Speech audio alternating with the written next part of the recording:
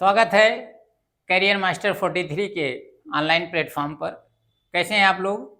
उम्मीद करते हैं अच्छे होंगे, स्वस्थ होंगे। तो आज के लेक्चर में हम हिंदी से जुड़े हुए 30 प्रश्नों की एक सीरीज ला रहे हैं, जो कहीं न कहीं आगामी बिहार पुलिस और उत्तर प्रदेश पुलिस के लिए रामबाण सीरीज साबित होने वाली है। और ये जो सीरीज है उसमें जो 30 क्वेश्चन शामिल किए गए हैं, ये हिंदी भाषा के विकास से संबंधित प्रश्न हैं, जो अब तक के एग्जाम में ये सारे प्रश्न पूछे जा चुके हैं। तो बहुत ही महत्वपूर्ण प्रश्न है, एक एक प्रश्न की अपनी वैल्यू है। ध्यान से आप लोग इसको पढ़िएगा, समझिएगा, हम डिस्क्राइब भी करते चलेंगे।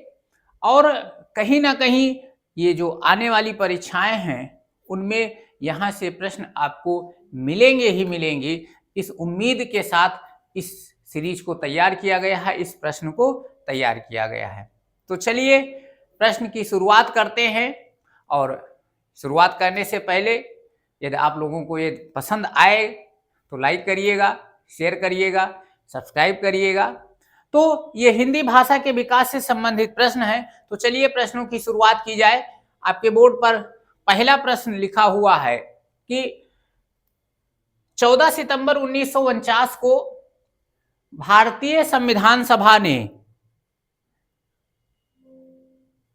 हिंदी को भारत की संघ भाषा, भारत की संघ की कौन सी भाषा का दर्जा दिया? ध्यान से समझने की जरूरत है।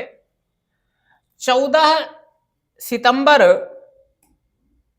को जब संघ की भाषा का दर्जा मिला था तो वो किस रूप में मिला था? तो ये डेट तो आप समझिएगा, ये 14 सितंबर, एक तो ये 14 सितंबर का डेट, ठीक है ना। दूसरा, अब कौन सी भाषा? तो इसमें देखिए लोक भाषा का तो कोई कॉन्सेप्ट है नहीं, संपर्क भाषा का कोई कॉन्सेप्ट नहीं है। तो कॉन्सेप्ट क्या बनेगा? या तो राष्ट्रभाषा या तो राजभाषा। अब अमूमन हमें आपको ये जनरल वे में पता चल जाता है कि नहीं राष्ट्रभाषा हिंदी है, ठीक है ना। लेकिन यदि अर्थपूर्ण तरीके से, गहराई से और संवैधानिक तरीके से यदि हम उसको पढ़ें तो संविधान में हमारे कहीं राष्ट्रभाषा का उल्लेख ही नहीं है। जब 14 सितंबर 1949 को यह तय हुआ था तो संविधान में एक आर्टिकल जोड़ा गया था, अनुच्छेद 343 1।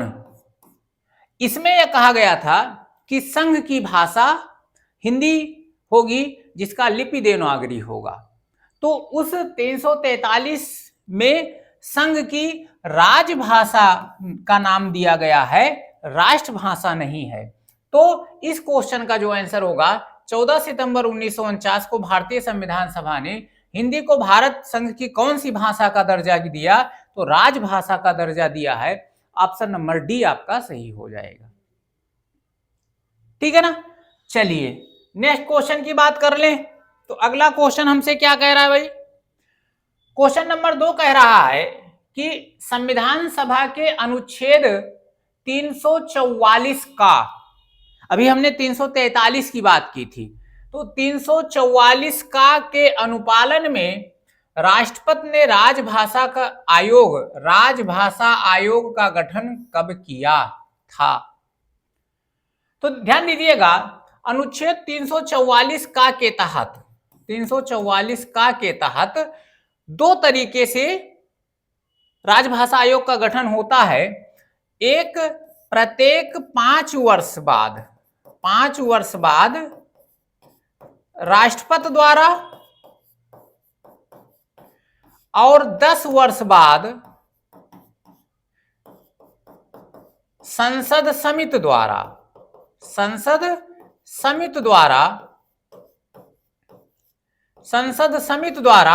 राजभाषा आयोग का गठन किया जाता है। तो यहां कहा गया है राष्ट्रपति ने, तो राष्ट्रपति ने इस शक्ति का प्रयोग करते हुए सबसे पहले राजभाषा आयोग का गठन किया था 19 1955 ईस्वी में ये पहली राजभाषा आयोग गठित हुई थी 1955 ईस्वी में, जिसके जो अध्यक्ष बनाए गए थे वो बनाए गए थे बीजी खेर। बीजी खेर इसके अध्यक्ष बनाए गए थे। प्रथम राजभाषा आयोग के अध्यक्ष बीजी खेर बनाए गए थे। गठन कब हुआ था? 1955 ईस्वी में हुआ था। राष्ट्रपति 5 वर्ष के बाद गठन करता है और संसदीय समिति के द्वारा 10 वर्ष उपरांत राजभाषा आयोग का गठन किया जाता है। तो इस दूसरे नंबर क्वेश्चन का जो आंसर होगा वो ए ऑप्शन हो जाएगा 1955। चलिए अगला क्वेश्चन नंबर 3 क्या कह रहा है? क्वेश्चन नंबर 3 कह रहा है भाषा का कौन सा कौशल सबसे पहले बच्चा सीखता है? बच्चा भाषा का सबसे पहले कौन सा कौशल? तो लिखना तो स्वाभाविक है नहीं, क्योंकि बच्चे का जो विकास होता है वो सिर से पैर की ओर विकास होता है। तो सिर से पैर की ओर, इसका मतलब सबसे पहले देखो किसी तेज आवाज को यदि वो सुन रहा है, उसके कान पर पड़ता है तो अपने सिर को उधर घुमाने का प्रयास करता है। कोई बोल रहा होता है तो उसको समझने का प्रयास करता है। तो पढ़ना लिखने का नंबर तो सबसे बाद में, बोलना और सुनना या समझना, तो बोलना भी बाद में होता है। सबसे पहले भाषा को सीखने का जो क्रम है वो कहां से? सुनने से और समझने से। पहले तो वो जब जन्म के कुछ ही सप्ताह बाद या कुछ महीने के बाद केवल वो सुनने का प्रयास करता है, फिर विभिन्न ध्वनियों में यदि उसकी मां की आवाज है तो उसको जरूर समझ जाता है, फिर समझने का प्रयास। तो सबसे पहले जो सीखता है वो क्या होता है? सुनना और समझना। ठीक है ना? तो इस क्वेश्चन का आंसर क्या हो जाएगा? सी हो जाएगा। चलिए अगले क्वेश्चन पर बात कर ले। क्वेश्चन नंबर 4 क्या कह रहा है? क्वेश्चन नंबर 4 कह रहा है कि हिंदी की उपभाषाओं की संख्या कितनी है? हिंदी में कितनी उपभाषाएं हैं? ठीक है ना? तो इस पर थोड़ा सा ध्यान दीजिएगा। देखो हिंदी में उपभाषाएं कितनी है? 5 उपभाषा है। हिंदी एक भाषा है, उसमें कितनी उपभाषाएं हैं? 5। कौन कौन से? जैसे राजस्थानी, पश्चिमी हिंदी, पूर्वी हिंदी, उसके बाद में बिहारी और नेपाली। नेपाली क्या कह सकते हैं? इसको पहाड़ी कह लीजिए, ये पहाड़ी कह लीजिए। ये हिंदी भाषा की 5 उपभाषाएं हैं और इन 5 उपभाषाओं में 18 बोलियां शामिल हैं। 5 उपभाषाओं में कितनी बोलियां शामिल है? 18 बोलियां शामिल है। तो इस क्वेश्चन का आंसर ए हो जाएगा 5। समझ में आ रहा है? चलिए अगले क्वेश्चन पर बात कर ले। क्वेश्चन नंबर 6 की बात की गई है, 4 हो गए, सॉरी 5 की बात की गई है। मानक भाषा की विशेषता क्या होती है? जो मानक भाषा होता है, स्टैंडर्ड जो लैंग्वेज होती है, उसकी क्या विशेषता होती है? तो उस पर आप देखिएगा, उसकी एक अपनी ऐतिहासिकता होती है, कुछ ना कुछ उसका इतिहास होता है और उस इतिहास से चल करके वो स्टैंडर्ड पोजीशन पर पहुंचती है। तो ये इसका सही है। स्वायत्तता होती है, वो ऑटोनोमस होती है, किसी बाह्य हस्तक्षेप से मुक्त होती है, इसकी भी विशेषता है। और उसमें एकरूपता होती है। ऐसा स्टैंडर्ड तभी वो बनेगा जब उसमें एकरूपता होगी, सभी जगहों पर वो समान होगी, सभी जगहों पर एक जैसी होगी, तब जाकर के वो स्टैंडर्ड, क्योंकि पहले ही स्टैंडर्ड शब्द यूज किया गया है। तो कहने का मतलब मानक भाषा की क्या विशेषता है? ऐतिहासिकता भी है, स्वायत्तता भी है, एकरूपता भी है, उपर्युक्त सभी विशेषताएं हैं, उपर्युक्त सभी विशेषताएं हैं। इस क्वेश्चन नंबर 5 का आंसर क्या हो जाएगा? डी हो जाएगा। ठीक है ना? चलिए नेक्स्ट क्वेश्चन की बात करते हैं। क्वेश्चन नंबर 6 क्या कह रहा है? क्वेश्चन नंबर 6 कह रहा है कि भारत के संविधान के किस अनुच्छेद में हिंदी को भारत की राजभाषा बताया गया है? अभी चर्चा किया गया है, अभी मैंने बताया कि अनुच्छेद 343 फर्स्ट के द्वारा ये कहा गया है कि भारत की या संघ की जो राजभाषा होगी वो हिंदी होगी। संघ की, ध्यान से समझिएगा, इस अनुच्छेद के तहत क्या कहा गया, संघ की राजभाषा, राष्ट्र नहीं, राजभाषा, संघ की राजभाषा क्या होगी, हिंदी, और जिसकी लिपि क्या होगी, देवनागरी, जिसकी लिपि क्या होगी, देवनागरी। तो किस अनुच्छेद के तहत, अनुच्छेद 343 फर्स्ट, ये इसका सी आंसर सही हो जाएगा। ठीक है ना। चलिए नेक्स्ट क्वेश्चन की बात कर रहे हैं। क्वेश्चन नंबर 7 क्या कह रहा है, संसार की प्रमुख भाषाओं में हिंदी का स्थान क्या है। विश्व में जितने लोग भाषा बोलते हैं उस भाषा में हिंदी किस नंबर पर बोलने जाने वाली भाषा है। ठीक है ना।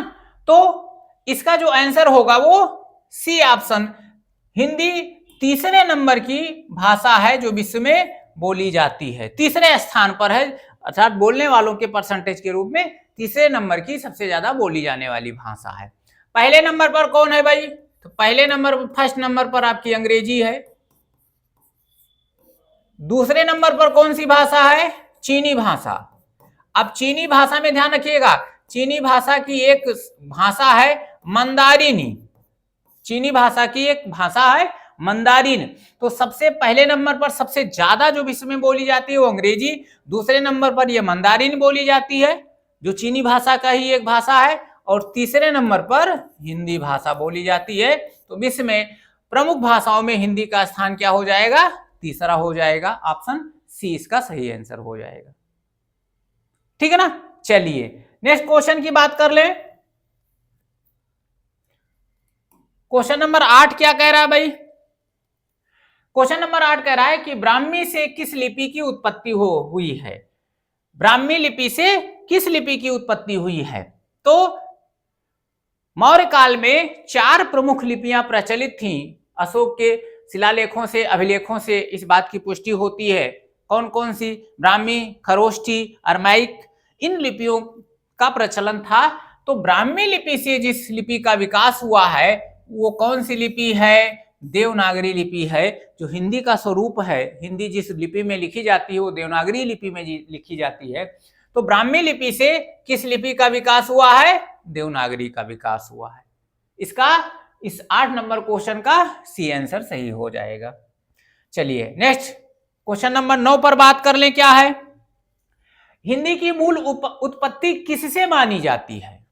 हिंदी की मूल उत्पत्ति किससे मानी जाती है। देखिए यहां लिखा हुआ है, खस अपभ्रंश, अर्धमागधी अपभ्रंश, सौरसैनी अपभ्रंश और मागधी अपभ्रंश।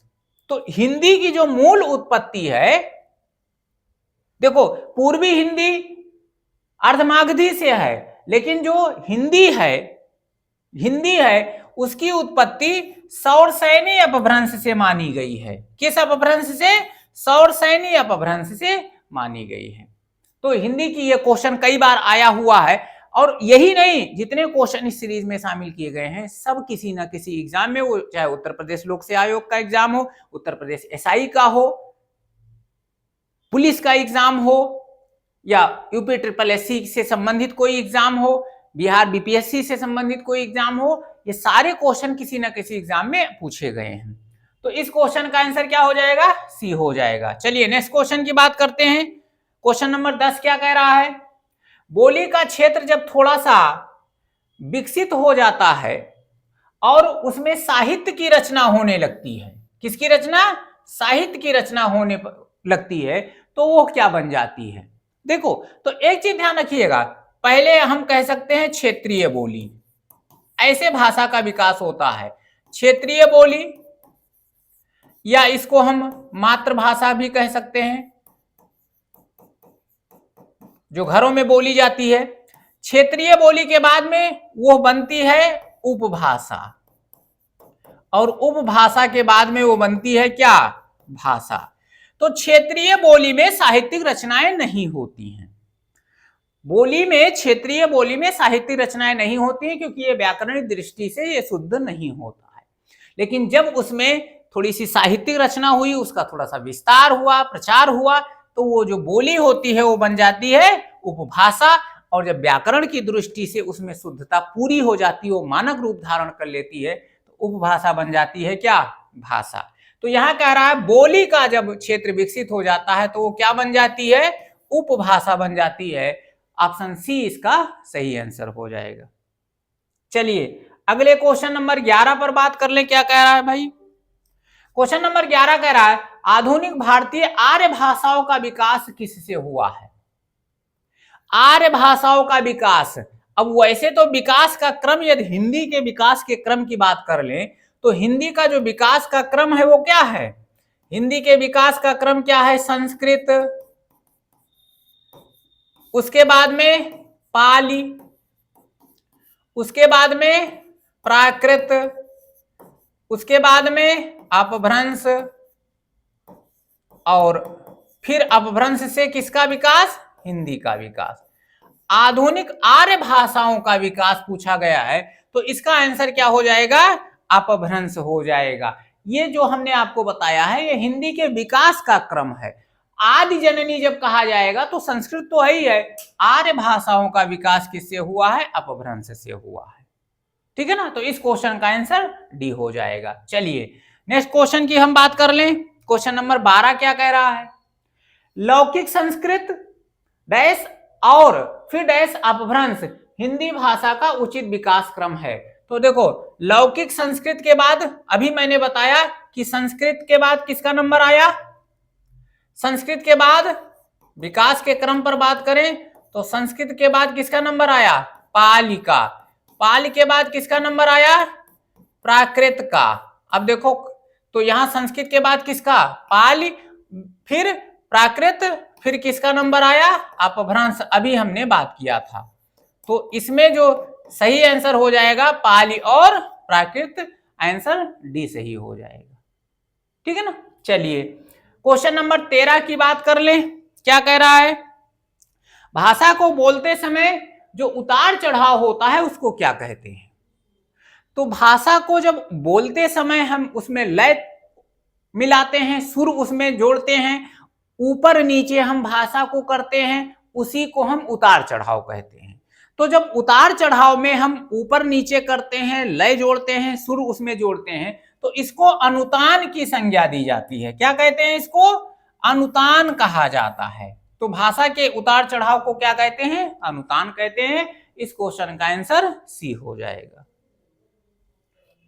चलिए क्वेश्चन नंबर 14 क्या कह रहा है? हिंदी के स्थान पर अंग्रेजी को सन 1855 में भारत की शिक्षा और प्रशासन की भाषा के रूप में किसने स्थापित किया? ये बड़े लंबे समय से विवाद चलता आ रहा था कि आखिर जो शिक्षा हो, भारतीय की जो शिक्षा हो, उसका भाषा क्या हो, भारतीय भाषाएं हो या विदेशी भाषाएं हों।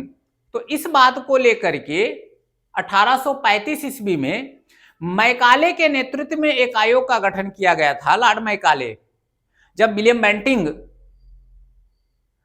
भारत के वायसराय बनकर के आए तो उन्होंने इस बात का समाधान निकालने के लिए जो अंग्रेजी का प्रकांड विद्वान था लॉर्ड मैकाले, उसके अध्यक्षता में एक समिति का गठन किया था और उसने अपनी रिपोर्ट दी थी जिसको मैकाले का विवरण पत्र कहा जाता है। उसमें उसने बताया था कि जो भारतीय भाषा है वो इतनी अविकसित और गंवारू किस्म की है कि उसमें किसी भी प्रकार की साहित्यिक रचना नहीं हो सकती है। और उसने ये जोड़ दिया कि भारतीयों की जो शिक्षा हो, कार्य की भाषा हो, शिक्षा और प्रशासन की भाषा हो, वो क्या होनी चाहिए? अंग्रेजी होनी चाहिए। तो किसने इसको स्थापित किया था? लॉर्ड मैकाले ने स्थापित किया था 1855 में। ठीक है ना? इसका आंसर ए हो जाएगा। चलिए क्वेश्चन नंबर 15 की बात कर ले। निम्नलिखित में कौन सा भाषा का मौखिक रूप है? मुख से बातचीत होती है। तो परियोजना तो पेपर पर तैयार होती है, पत्र पेपर पर लिखा जाता है, निबंध पेपर पर लिखा जाता है। परिचर्चा क्या है? मौखिक रूप से एक दूसरे के सामने हम बैठ करके बातचीत करते हैं। तो इस क्वेश्चन का आंसर क्या हो जाएगा? सी हो जाएगा। ऑप्शन नंबर सी हो जाएगा। ठीक है ना? चलिए अगले क्वेश्चन पर बात कर ले। क्वेश्चन नंबर 16 क्या कह रहा है भाई? ब्रज भाषा का विकास किस अपभ्रंश से हुआ है? तो ब्रज भाषा चूंकि पश्चिमी हिंदी के में शामिल है, ब्रज भाषा शामिल कहां है? पश्चिमी हिंदी में शामिल है, ठीक है ना। किस में शामिल है? पश्चिमी हिंदी में शामिल है। और पश्चिमी हिंदी का जो विकास हुआ है, जहां से हिंदी का विकास हुआ है, सौर सैनी अपभ्रंश से, सौर सैनी अपभ्रंश से हुआ है। तो इसका आंसर क्या हो जाएगा? डी हो जाएगा। चलिए अगले क्वेश्चन की बात कर ले। क्वेश्चन नंबर 17 क्या कह रहा है? भाषा के शुद्ध रूप का ज्ञान किससे प्राप्त होता है? भाषा का शुद्ध रूप वो कौन सा होगा, कैसे होगा, इसकी चर्चा कौन करता है भाई? लिखित भाषा से तो होगा नहीं, लिपि से होगा नहीं, किससे प्राप्त होता है? व्याकरण से प्राप्त होता है। इसका आंसर क्या हो जाएगा? सी हो जाएगा। अगले क्वेश्चन पर बात कर लें। हिंदी भाषा के विकास का सही क्रम है, अभी मैंने बताया है। कहां से? संस्कृत, पाली, प्राकृत, अपभ्रंश। अब सही क्रम देखिए क्या है, सही क्रम की यदि बात कर ले तो संस्कृत, उसके बाद में पाली, उसके बाद में प्राकृत, उसके बाद में अवहट्ट या इसको अपभ्रंश, अपभ्रंश, अपभ्रंश के बाद में अवहट्ट, अवहट्ट के बाद में प्रारंभिक हिंदी, प्रारंभिक हिंदी। ये इसके विकास का क्रम है, ठीक है ना। अब इसमें देखिए संस्कृत, पाली, प्राकृत, अपभ्रंश है कहीं? संस्कृत, पाली, प्राकृत और अपभ्रंश, ये इसका सही आंसर हो जाएगा। तो 18 नंबर क्वेश्चन का बी ऑप्शन सही हो जाएगा। चलिए नेक्स्ट क्वेश्चन की बात कर ले। क्वेश्चन नंबर 19 क्या कह रहा है? निम्नलिखित में कौन सी भाषा पश्चिमी हिंदी से संबंध रखती है? पश्चिमी हिंदी से। अब देखो जो इसमें शामिल भाषाएं हैं, अवधी जो है, जो अवधी भाषा है, ये आपकी पूर्वी हिंदी से है।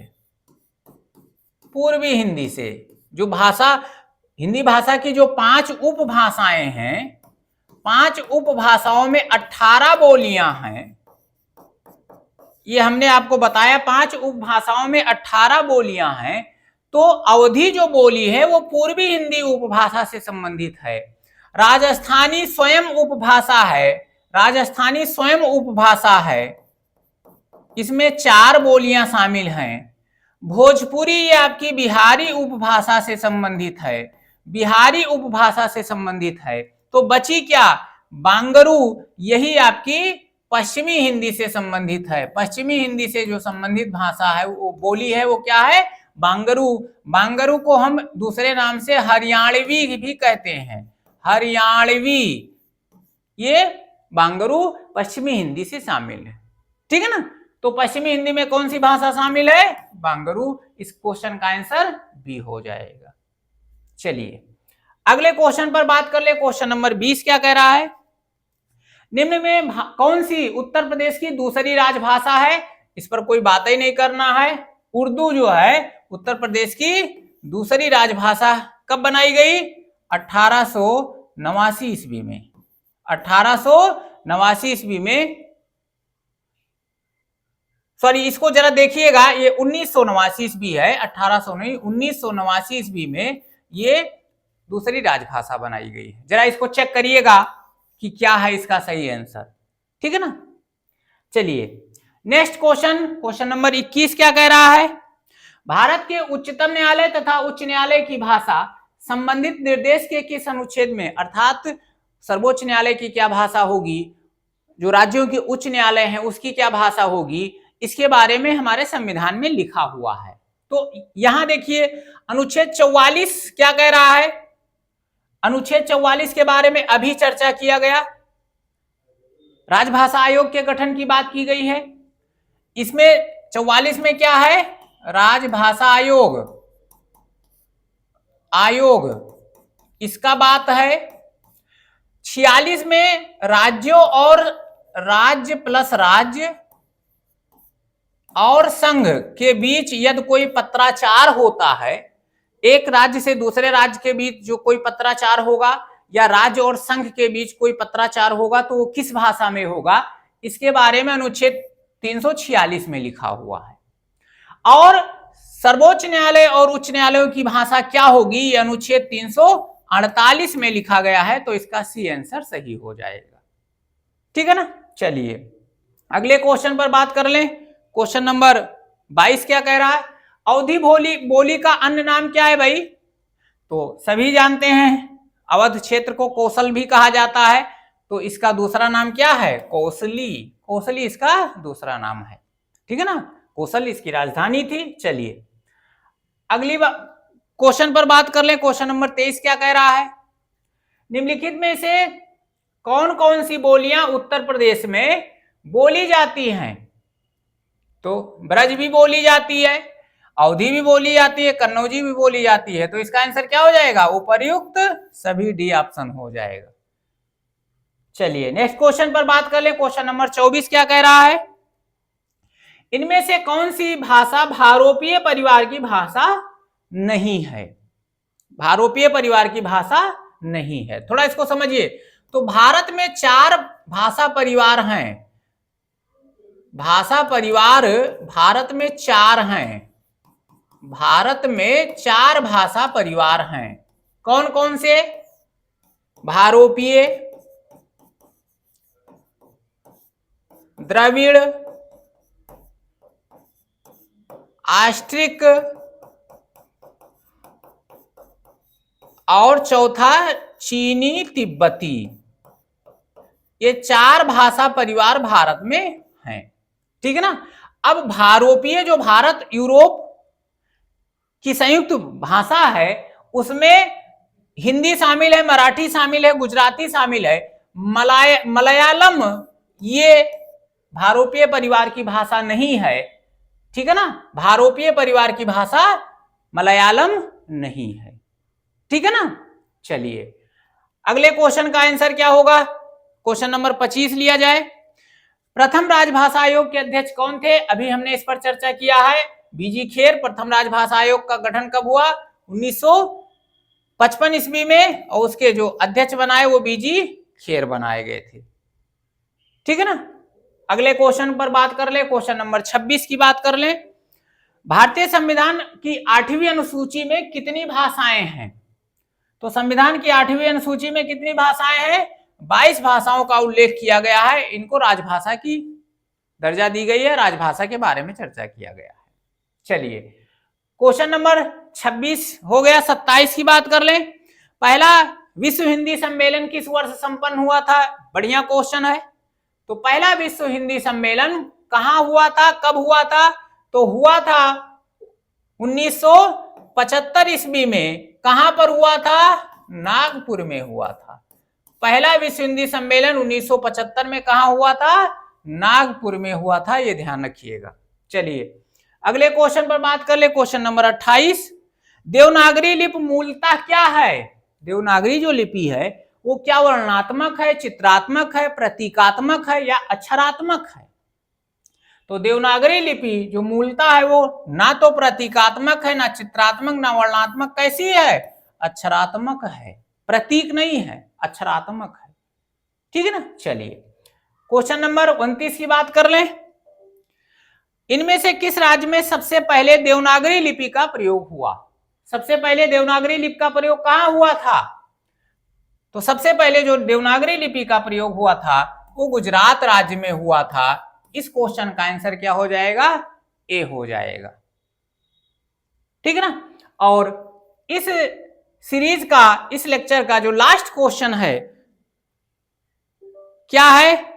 पहला विश्व हिंदी सम्मेलन कहां संपन्न हुआ था? अभी 2 क्वेश्चन के पहले मैंने इसको बताया है, चर्चा किया है। इस क्वेश्चन का आंसर क्या होगा कमेंट बॉक्स में आप लिख करके भेजिए। तो ये था 30 क्वेश्चन की एक सीरीज। उम्मीद करते हैं आपको ये अच्छा लगा होगा, पढ़ने में मजा आया होगा। और यदि अच्छा लगा हो, मजा आया हो, तो वीडियो को लाइक कर दीजिए, शेयर कर दीजिए, और चैनल पर नए हैं तो सब्सक्राइब कर लीजिए। ऐसे ही इंटरेस्टिंग सीरीज के साथ फिर मिलते हैं। तो आज के लिए इतना ही। धन्यवाद। जय हिंद।